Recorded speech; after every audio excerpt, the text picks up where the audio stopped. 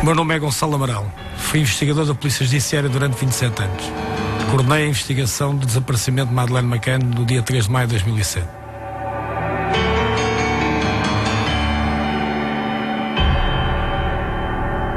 Nos próximos 50 minutos, vou provar que a criança não foi raptada e que morreu no apartamento de férias da Praia da Luz. Descubra toda a verdade sobre o que se passou naquele dia. Uma morte que muita gente quer encobrir.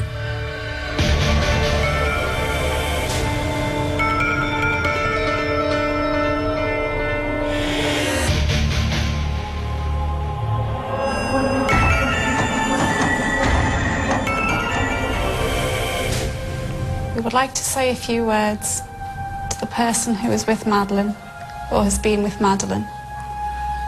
Madeleine is a beautiful, bright, funny and caring little girl. She is so special. Please, please do not hurt her. Please don't scare her. Please tell us where to find her. Or put her in a place of safety and let somebody know where she is. We beg you to let Madeleine come home. We need our Madeleine. Sean and Emily need Madeleine, and Madeleine needs us.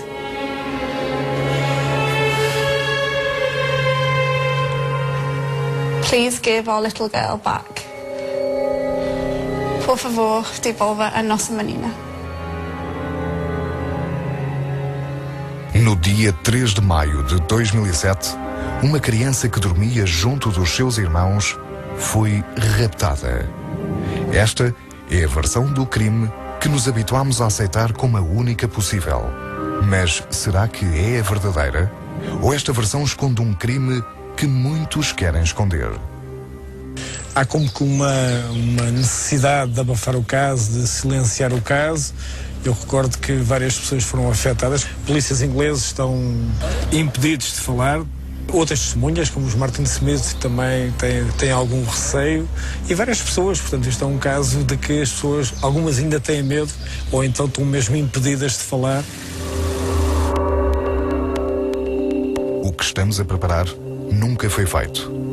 Levámos o antigo coordenador da Polícia Judiciária, Gonçalo Amaral, ao local do crime, para mostrar o que aconteceu a Madeleine McCann. Esta reconstituição vai permitir-nos perceber quem falou verdade e quem não o fez. Vamos saber o que se passou na noite em que Maddie desapareceu para sempre. Estranhamente, nunca a investigação judicial foi capaz de fazer a reconstituição daquilo que aconteceu. A reconstituição não foi feita porque houve quem defendesse que isso seria considerar a família suspeita, bem como um risco de fuga. Desde o início que a Polícia Judiciária foi pressionada para não investigar este caso como qualquer outro. Houve um clima mediático, político e diplomático que dificultaram em muito a investigação. Madeleine McCann estava há poucos dias de comemorar o seu 4º aniversário quando desapareceu. A última vez que foi vista em público foi às 17h30 do dia 3 de maio de 2007. A mãe, Kate McCann, foi buscá-la à creche. O registro de saída mostra a hora.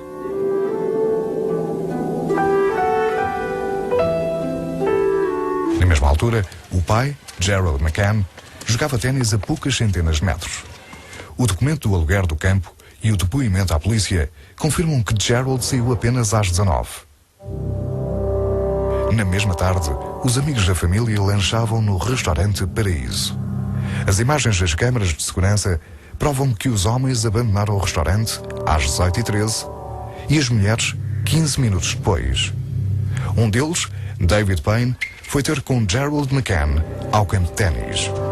Segundo o depoimento de Payne, feito à polícia judiciária, este perguntou-lhe onde estava a Kate, dirigindo-se depois ao apartamento alugado pela família McCann, onde chegou por volta das 18h30. Nos interrogatórios posteriores, os testemunhos divergem.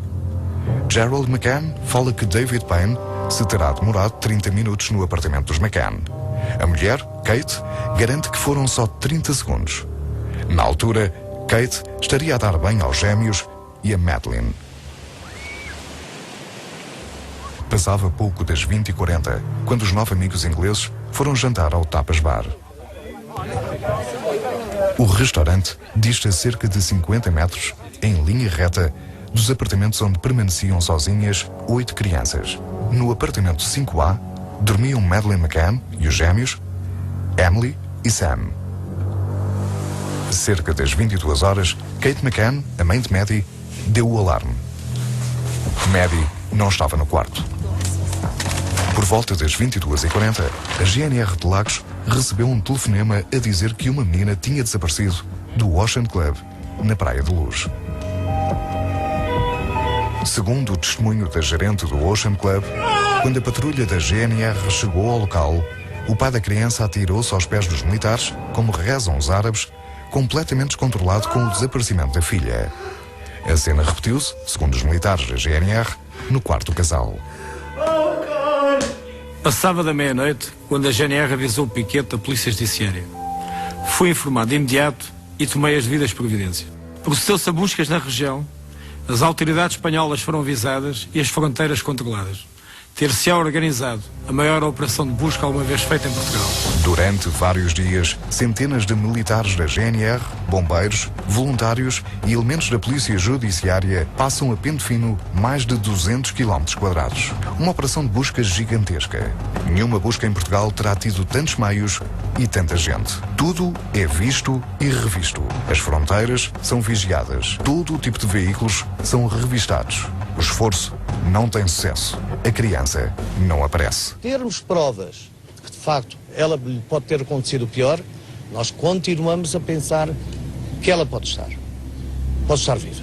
Como sabem, pela ordem jurídica portuguesa, não é só o rapto que dá resgate. Se alguém levar uma pessoa para ato sexual, também é rapto. É nessa base que estamos esperançados. Os pais da criança, Gerald McCann, 39 anos, Kate Healy, 39. O casal David Payne, 41, Fiona Payne, 35. E a sua mãe, Diane Webster, 63. O casal Matthew Oldfield, 38. Rachel Mapley, 37. E o casal Russell O'Brien, 37, Jane Tanner, 36, são interrogados pela primeira vez pela Polícia Judiciária. Na primeira semana, ouvimos centenas de pessoas.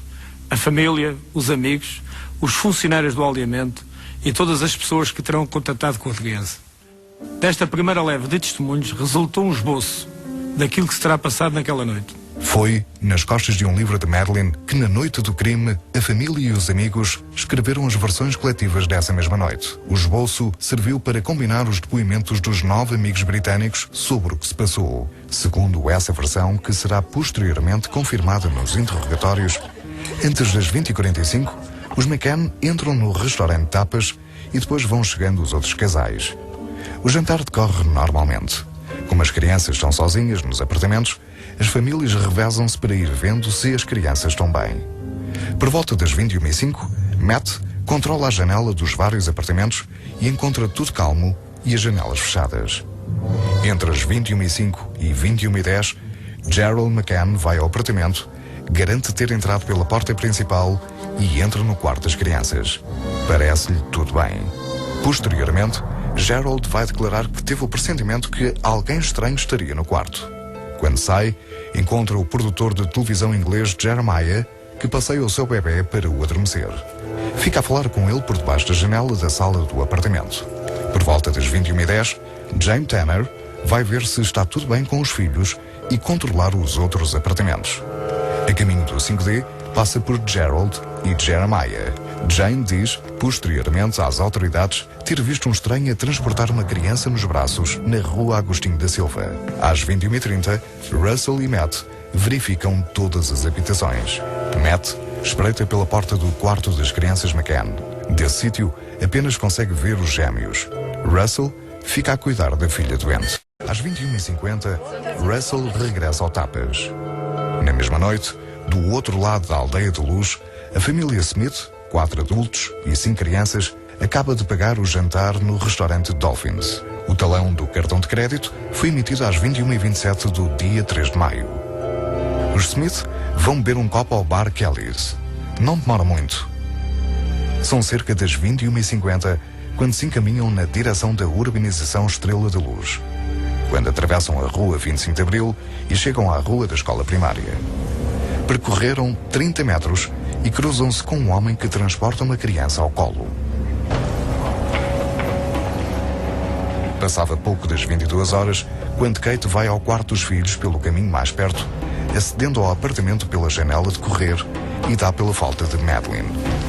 Garante que a porta e a janela do quarto tinham sido abertas. Larga tudo, deixa os gêmeos, que continuam a dormir, num quarto com a janela aberta e dirige-se ao Tapas Bar para dar o alarme. É aqui neste ponto que parte do comportamento da Kate McCann naquela noite, noite 3 de maio, se torna incompreensível.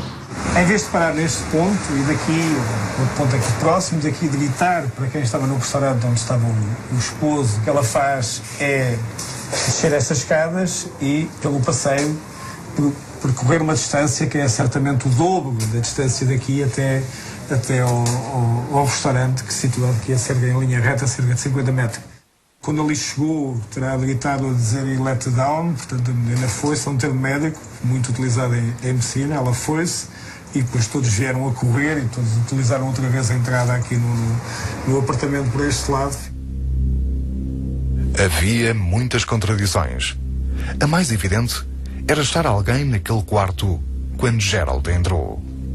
Se não entrou, só espreitou, também tem que se levar em linha de conta com aquilo que o raptor possa ter pensado. Se é que existia um raptor, é que o raptor não pode confiar que o pai não entrasse dentro do quarto, porque era detectado. Portanto, estar atrás da porta era praticamente impossível. Materialmente, isso não é possível. Não cabia atrás da porta e os armários encontravam-se bloqueados pelos berços. Mas, dado o drama que vivia a família e o clima de comoção, preferimos não fazer deles suspeitos. A primeira contradição tem a ver com a distância. Todos os envolvidos, salvo Kate, afirmaram que quando se deslocavam para ver se as crianças estavam bem, utilizavam as portas da frente dos apartamentos. O que significava terem de fazer mais de 100 metros em comparação ao que fariam se acedessem pelas janelas de correr. Apenas os McCann confirmaram ter essa janela não trancada, justificando que conseguiam ver a janela de correr a partir do Tapas. Não se percebe que fizesse mais 100 e tal metros para ir ver os miúdos quando tinha um caminho mais curto. O pai de Médium disse que quando foi ver os seus filhos estava apressado para ir à casa de banho. No entanto, foi pelo caminho mais longo. Vejamos no mapa. A linha amarela é o caminho feito até às portas de correr. A linha vermelha é o caminho que todos os pais afirmam ter feito. Sensivelmente, o dobro. Esta preocupação dos 9 ingleses apenas revela receio de serem acusados de deixar os filhos em situação perigosa. De facto, estas contradições podem justificar-se simplesmente pela necessidade das famílias inglesas quererem demonstrar que as crianças estavam em total segurança. Segundo um advogado português com experiência em trabalho com vários clientes ingleses, o comportamento pode justificar-se devido ao receio de serem acusados de abandonarem as crianças ao perigo, crime severamente punido pelas leis do Reino Unido. Terem sido deixadas pelos pais expostas a situações de risco e a perigos que elas, pela sua tenridade, não pudessem proteger-se e enfrentar e resolver pelos seus próprios meios, é considerado um risco grave e uma atuação grave e negligente da parte dos pais.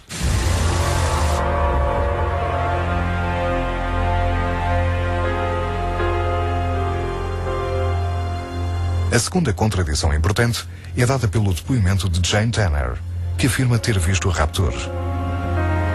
Não se percebe como Jane Tanner passa por Gerald e Jeremiah e vê um homem a transportar uma criança, sem que estes dois a tivessem visto, nem a ela, nem ao raptor. A única explicação possível para não a terem visto é dada pelo depoimento do seu marido, que afirma que ela viu o raptor quando vinha do apartamento e não quando ia para ele. Era de facto possível que ela tivesse visto Jeremiah e Gerald sem eles a verem, mas apenas se estivesse a vir do apartamento pelas traseiras, usando a janela de correr. Em qualquer caso, a identificação pormenorizada que ela faz de um possível raptor é impossível. Vejam com os vossos próprios olhos. Jane Tanner garante ter visto a esta distância, com esta falta de luz, claramente 5 aspectos.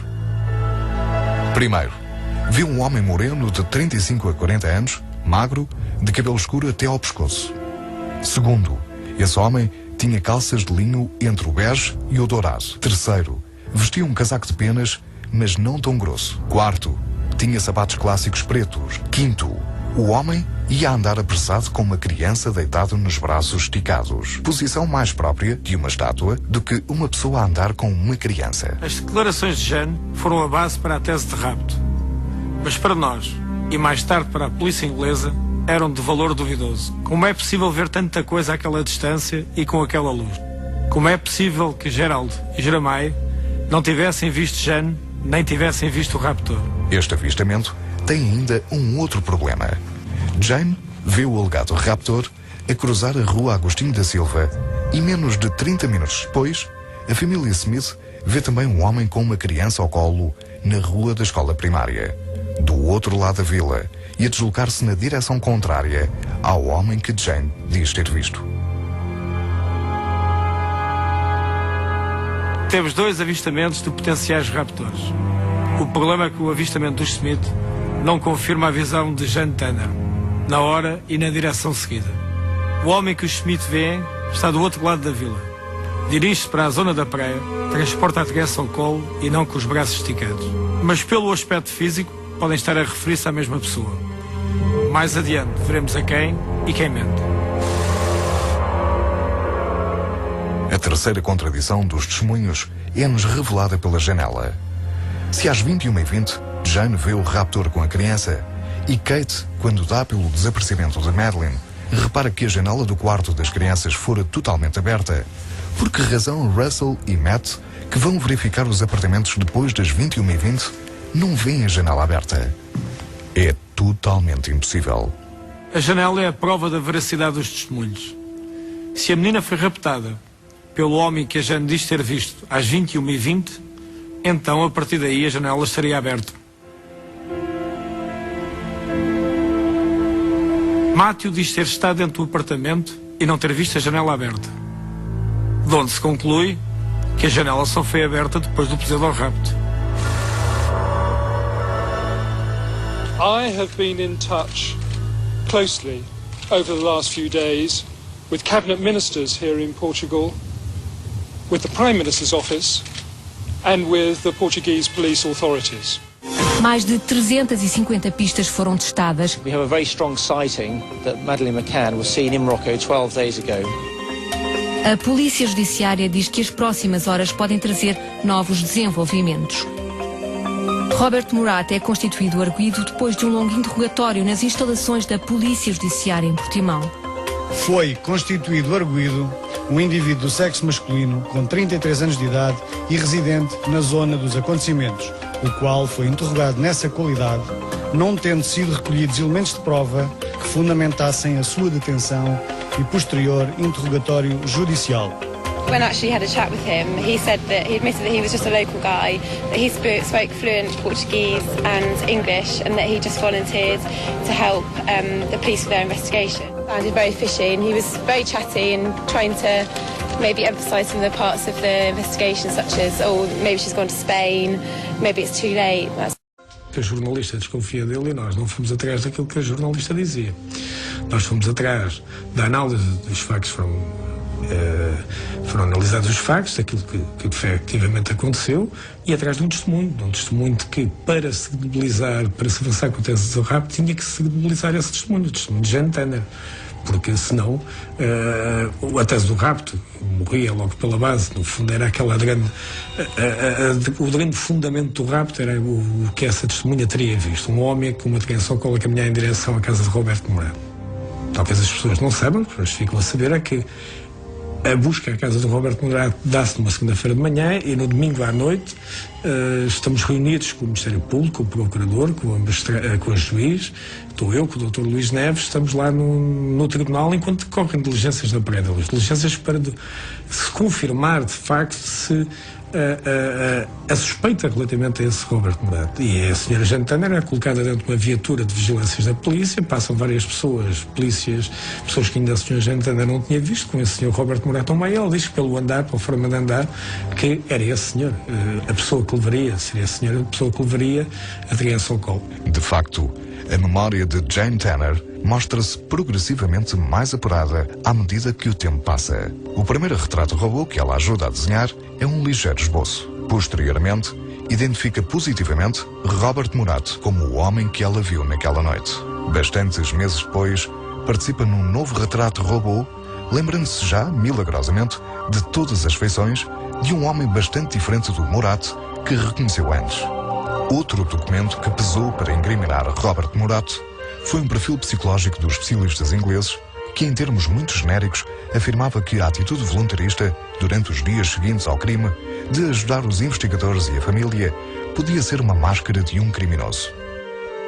Ou são pressupostos teóricos, ou são banalidades. Portanto, é claro que eles partem de análises estatísticas, o que se poderiam chamar epidemiológicas, digamos, perante a população, de um sem número de comportamentos que poderiam provocar a suspeita, uma suspeita maior ou uma suspeita menor de um sujeito. E mais nada. Estamos todos muito tristes por aquilo que passou com a Madeleine McCann. Por favor, se alguém tem algum tipo de informação, que nos diga.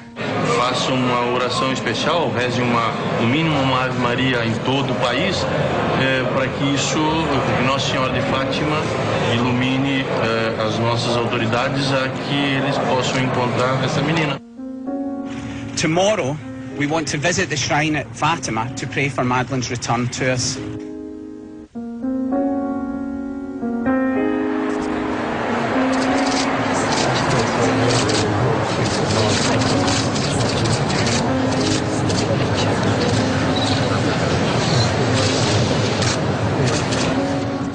On Sunday, we had another offer of more than £1 million from a group. So it included J.K. Rowling, who wrote all the Harry Potter books. It included Wayne Rooney, who's one of our most famous footballers.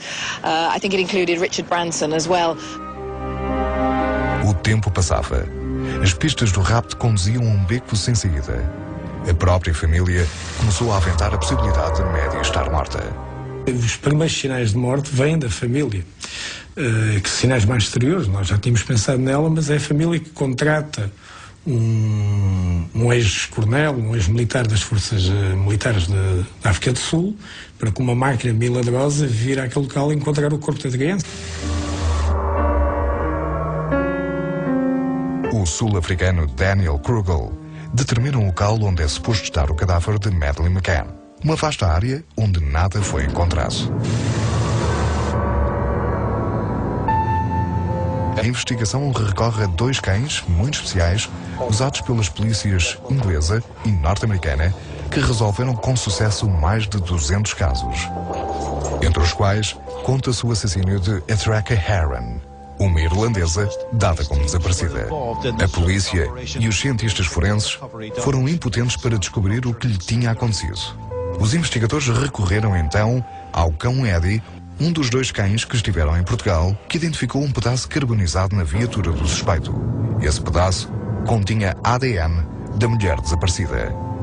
Os cães que foram chamados a auxiliar a investigação são grandes investigadores. Eddie é um cão especializado em detectar vítimas mortais e assinalar locais onde estiveram pessoas mortas. Por sua vez, Kella consegue detectar sangue humano em proporções tão pequenas que escapam aos investigadores. Nestas imagens da polícia, vemos Eddie e Kella a inspecionar as casas em que estiveram os 9 turistas do Reino Unido e a de Robert Murat. Os cães só reagiram no apartamento em que estiveram os McCann. Eddie assinalou odor a cadáver no armário do quarto dos McCann.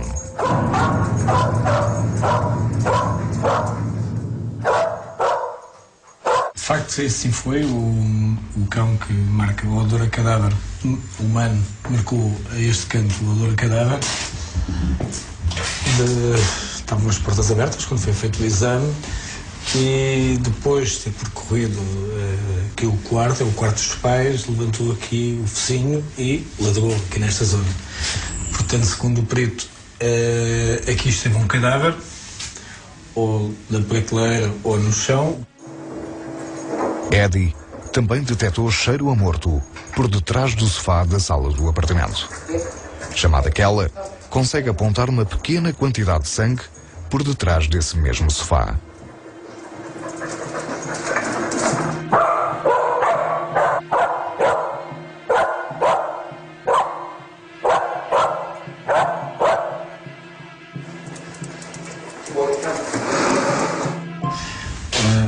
No momento em que foi lavado, ou tiveram a lavar atrás do sofá da sala, tenha o corpo ser transportado para este local.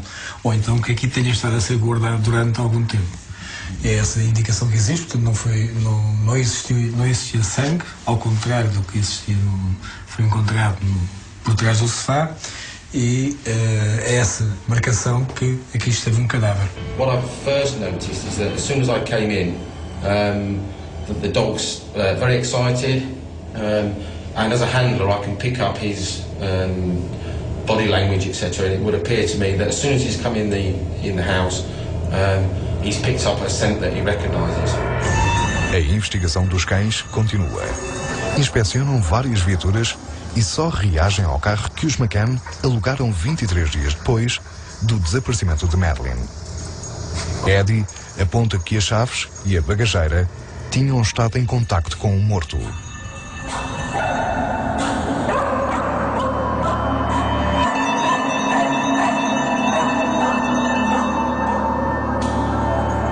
Kella descobre na bagageira restos orgânicos para análise. And what we have is a reaction from the dog over here, where his head's up in the air, and he's sent in the items that he's trained to find, and when we tie him down, he picks this car. A reação dos cães é reveladora. Estes cães nunca falharam em mais de 200 casos. Os cães assinalaram 2 locais na casa: o armário no quarto dos pais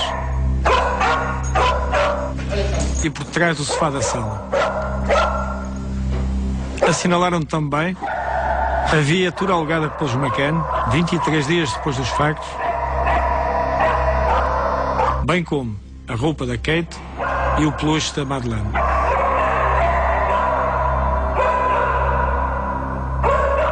Como é que foi possível encontrar um peluche com odor a cadáver numa cama que os cães não assinalaram e sem indícios que Madeleine ali tivesse dormido? O trabalho dos cães não podia ser mais revelador.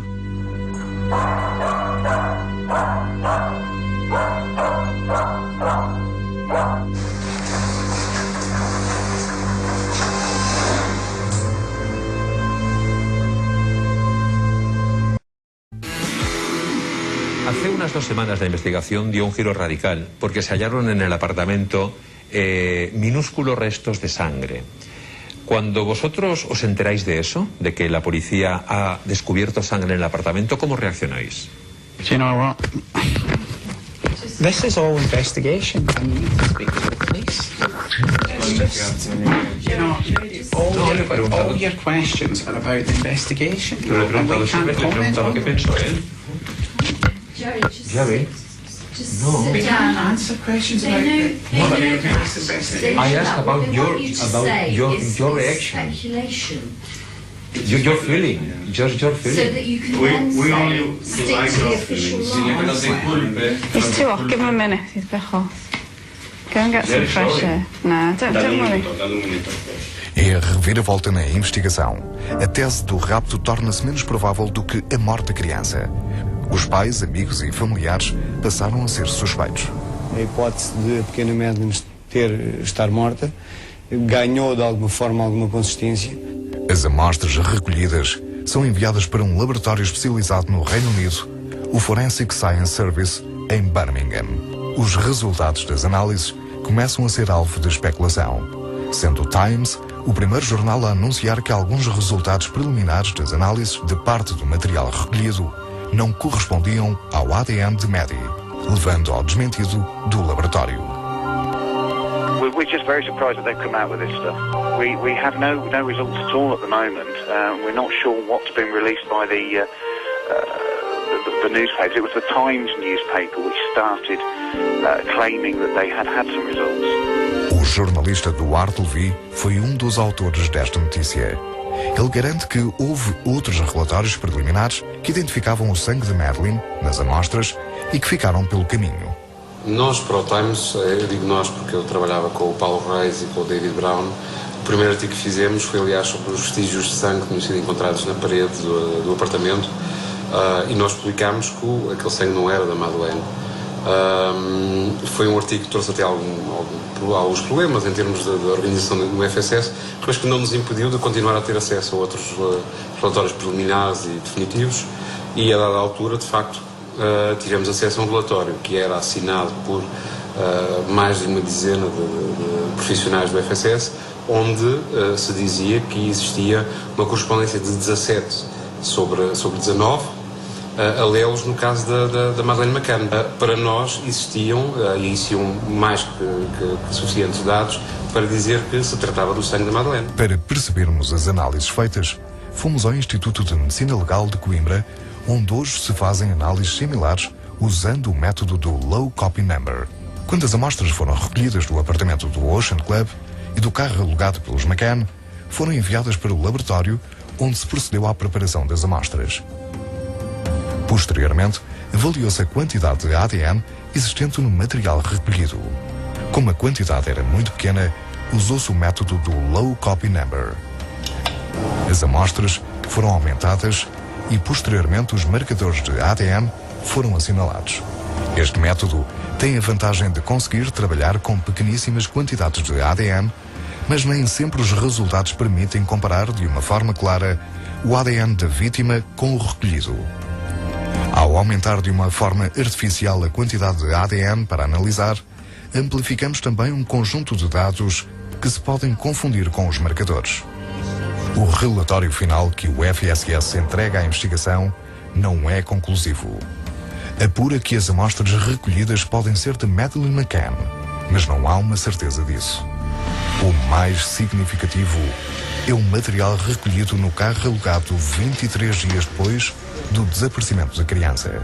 Os relatórios preliminares dão uma coincidência de 15 alelos em 19. Mas o problema é que as análises demonstram que não estamos perante material de um único dator, mas de pelo menos 3. O professor Corte Real, que reuniu com os técnicos do FSS e viu os relatórios e apontamentos de trabalho dos cientistas britânicos, explica-nos esta questão. Quando esses 15 alelos estão incluídos numa mistura, em que além desses 15 nós poderemos ter 30 ou 40 alelos, isso significa que tem material biológico de várias pessoas. E aí poderá ser muito mais difícil, é muito mais inconclusivo, porque aí poderemos ter mistura de várias pessoas, inclusivamente poderemos estar a colocar a hipótese, porventura, se isso acontecer, de termos pessoas, até várias pessoas da mesma família, e isso poder até, de certa forma, dar-nos a ideia que determinada pessoa desaparecida, por exemplo, possa estar aí incluída, e isso não é conclusivo. Apesar das conclusões dos relatórios do FSS, a convicção da equipa de investigação não se apoia exclusivamente nas provas científicas. Um processo normal é a investigação criminal, que nos é explicada por um reputado especialista em medicina legal. É que a investigação criminal não é só por um aspecto. Não é só um aspecto. Até, digamos, a própria maneira de estar em termos de atitudes e comportamentos do suspeito são fundamentais, tão fundamentais como será a análise biológica do sangue ou da urina ou de outra situação qualquer. Outros elementos haverá que permitem corroborar. Os McCann são chamados a depor na Polícia Judiciária de Portimão. Nesse interrogatório são constituídos arguidos. Kate McCann recusa-se a responder a todas as perguntas e Gerald McCann nega repetidamente as conclusões dos investigadores, defendendo a sua inocência e da mulher. Hoje, a Kate e o Jerry McCann foram constituídos arguidos. O comportamento deles foi um comportamento distante. Por exemplo, quando se lhes apresenta, mais o Gerald McCann, quando se mostra o filme dos cães, ele pura e simplesmente nem queria olhar para o televisor e dizer que aquilo não tinha valor nenhum e que nada ali não se via o resultado da morte da filha, que para ele a filha estava viva. Quando os McCann abandonam a Polícia Judiciária, a opinião pública portuguesa começa a voltar-se contra eles. Os investigadores portugueses e do Reino Unido estão agora convencidos que a menina foi vítima de um acidente. Morreu no apartamento e alguém fez desaparecer o corpo. Isso foi assumido por toda a equipa da investigação, portugueses, composta por elementos portugueses e ingleses. Em setembro de 2007, essa é a grande conclusão que se retira da investigação. Eu posso recordar, face a essa questão do inconclusivos esses exames, há um caso agora a decorrer nos Estados Unidos, de uma mãe e de uma criança de 3 anos que também desapareceu, onde também aparece, na bagageira do carro, também aparece odor a cadáver e um perfil de ADN incompleto da criança, e a mãe está detida para julgamento, se é que já não foi julgado. There's currently a ludicrous suggestion that blood was found in a hire car that they hired 25 days after Madeleine was taken. And that's been put to Kate, and it's been suggested that she is in some way connected with the death of her daughter, which is clearly ridiculous. A mudança de direção da investigação provoca o regresso dos McCann ao Reino Unido. A família, que sempre se recusou a abandonar Portugal sem ver esclarecido o desaparecimento da filha, resolve voltar para casa. As imagens do regresso da família McCann correm o mundo. Ao ver esta imagem de Gerald McCann a transportar um dos gêmeos, o irlandês Martin Smith afirma reconhecer pela postura e forma de pegar a criança o homem com quem se cruzou na noite do desaparecimento de Madeleine. Vai à polícia local e presta depoimento. Era exatamente a mesma maneira e a aparência do homem visto na noite em que Maddie desapareceu. O representante da família McCann, antigo porta-voz do governante inglês Gordon Brown, afasta todas as suspeitas entretanto levantadas. During that time, I saw or heard nothing that gave me cause for concern or any suspicion. All I witnessed was a loving family that had been plunged into a dreadful situation and 2 parents trying to cope amidst their loss. To suggest that they somehow harmed Madeleine, accidentally or otherwise, is as ludicrous as it is nonsensical. Indeed, it would be laughable if it wasn't so serious. O diário de Kate McCann, a que a investigação teve acesso, é claro acerca da importância destes apoios políticos. Gordon Brown liga várias vezes para o casal, como registra a folha de diário de 23 de maio.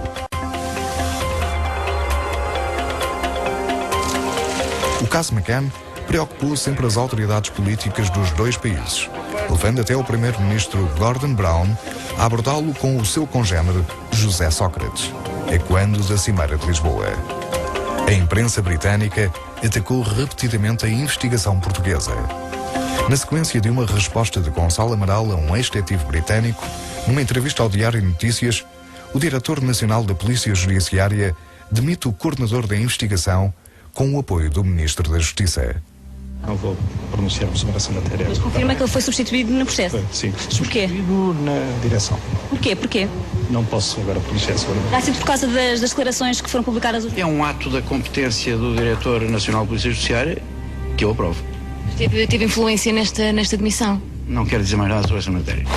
Gonçalo Amaral é mandado regressar à diretoria de Faro e obrigado a abandonar a investigação do caso McCann. Antes da minha saída, alguém veio ter comigo, vou dizer agora quem, e a dizer que, com um discurso de que há investigações que não terminam, há investigações que não têm o final que normalmente desejado, e, portanto, não têm sucesso, e que se esta investigação fosse arquivada ou se deixasse de investigar, portanto, ninguém iria questionar muito, nem levantar problemas quanto a isso. É nomeado Paulo Rebelo para dirigir a investigação.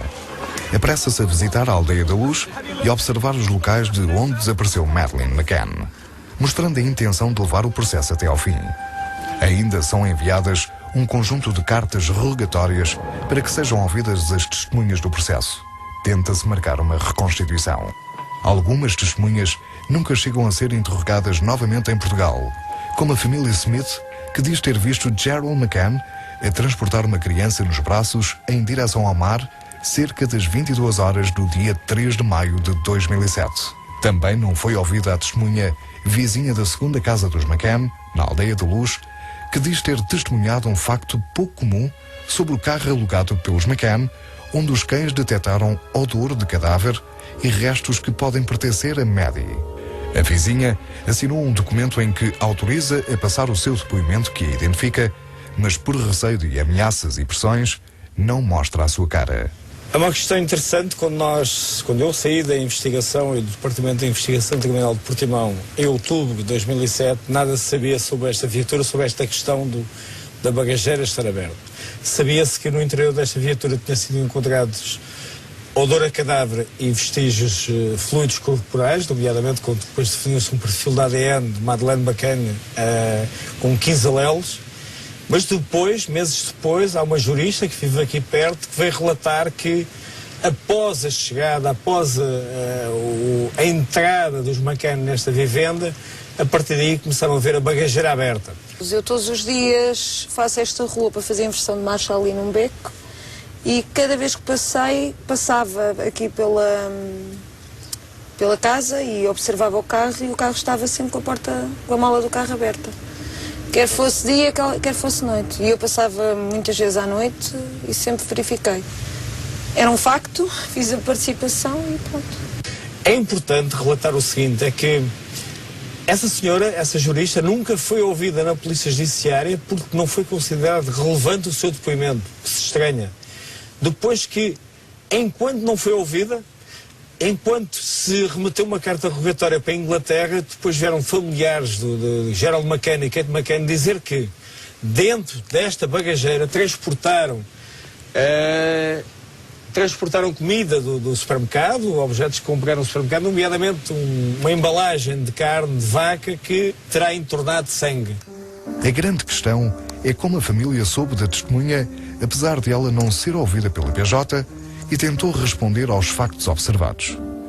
Poucos meses depois, a investigação é encerrada. Gonçalo Amaral demite-se da polícia, escreve um livro sobre o caso e aceita regressar ao 5A do Ocean Club para nos demonstrar a sua convicção que Madeleine McCann morreu neste apartamento no dia 3 de maio de 2007. O porta-voz da família acusa-o de ser um oportunista apenas interessado em ganhar dinheiro. Is publishing a book to make money, and all of this publicity surrounding it is being watched. Every word he says is being studied very closely by lawyers for Kate and Jerry. He is doing this to make money out of Madeleine's situation, and if he has clues in the book, he should have acted on those when he was an officer involved in the case to find Madeleine. Ao contrário do que diz o Sr. Clarence Mitchell, eu usei os meus conhecimentos na investigação e por isso posso dizer com toda a certeza que Madeleine não foi raptada. Basta verificar o local dos factos, como vamos fazer agora. Com o auxílio de um dos maiores especialistas da Polícia Científica que trabalhou na Polícia Judiciária, Alexandre Simas, Gonçalo Amaral pretende provar primeiro a impossibilidade da criança ser raptada, começando por demonstrar que os indícios provam que a janela e a porta do apartamento não foram forçadas. Como é que se abre uma porta destas, não se tendo a chave original? Este tipo de portas de apartamentos, normalmente só há três hipóteses, que é estroncamento, que é a extração do canhão da fechadura. Que não aconteceu. Que não aconteceu, só tinha sido relatado. uma chave falsa, portanto uma cópia, uma chave utilizada indevidamente, ou através de um material maleável, desde que não esteja fechada a chave, introduz a substância maleável que vai permitir que o trinco volte para dentro. Porque ele, quando entra, mesmo que ele entrasse, ia bater aqui no parafuso. No parafuso e não permitiu. Ora, se bate no parafuso, por mais que eu force, ele não salta para me abrir o trinco. Se a porta não foi aberta sem chaves, a janela também não tem traços de ter sido arrombada. Estas janelas têm uma característica muito boa para se ver se foram arrombadas ou não. Como são deste alumínio lacado, qualquer chave de fendas, qualquer instrumento que usem para fazer saltar o fecho, fica logo a marca. O que se nota aqui, não há aqui arrombamento nenhum. O que há ali, aquela marca, é do próprio fecho que vai rodando. Às vezes faz isto com o fecho posto e ele bate ali, não é? E portanto, para abrir esta janela, basta fazer isto. Para fechar, é impossível, porque a pessoa ou tem um ímã nos dedos para puxar a janela. Outro facto importante é revelado pelas impressões digitais deixadas na janela do quarto das crianças, que os McCann garantem ter deixado fechada e que é supostamente encontrada aberta quando a mãe se apercebe do desaparecimento da filha. As únicas impressões digitais encontradas são as de Kate McCann e revelam que foram feitas a abrir a janela. Estes 3 indícios significam que não houve rapto e isso está provado. Nenhum raptor entrou no apartamento 5A pela porta ou pela janela. Finalmente, era impossível alguém ter saído com a criança pela janela sozinho, sem se apoiar na cama e sem deixar vestígios de arrastamento na janela. Eu se trago uma criança nos braços, um embrulho, neste caso aqui já a janela tem que estar aberta. E eu tenho que passar assim e depois tenho que pôr os pés aqui em cima. Eu não consigo. Tentámos provar esta dificuldade levando uma criança pela janela, mantendo tudo como foi encontrado. As camas sem sinais de terem sido pisadas e a ausência de sinais de arrastamento na base da janela. Parece praticamente impossível para um só raptor, como aquele que terá visto Jane Tanner transportar a criança na rua. Recapitulemos. 1. A porta da frente e a janela não foram forçadas. 2. A janela foi aberta pela mãe. 3. É impossível um raptor sozinho transportar a criança sem deixar vestígio nas camas e na janela. Juntando isto aos vestígios detectados pelos cães e ao avistamento feito pelo Smith, temos um cenário provável completamente diferente. Madeleine McCann morreu no apartamento 5A e o seu corpo foi escondido. O que nos dizem estas pistas? O que pode significar aquilo que os cães detectaram e aquilo que é possível apurar sobre o que se passou no dia 3 de maio de 2007? Porque é por trás do sofá, no enfiamento do centro da janela, que vem ser localizado odor a cadáver e sangue humano com um perfil de Madeleine McCann. É o único local que, dentro do apartamento onde são encontrados a coincidência do odor a cadáver humano e também o sangue. Portanto, aquilo, em termos de uma lógica policial, é aqui que a morte pode ter ocorrido. O que terá acontecido a Maddie? Há uma hipótese que pode explicar todas as pistas conhecidas. A criança terá acordado de noite, ouvido o pai a falar por baixo da janela da sala.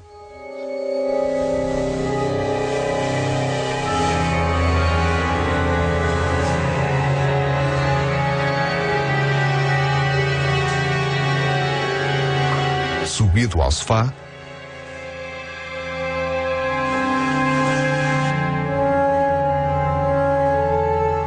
Caído e batido com a cabeça. A queda e o eventual uso pelos pais de calmantes nas crianças para as manter a dormir enquanto jantavam podem ter provocado a morte de Madeleine. Recorde-se que o hábito do uso do Calpol nas crianças foi confirmado pelo pai de Kate. Posteriormente, um homem que os Smith identificaram como sendo Gerald McCann terá transportado a criança em direção à praia.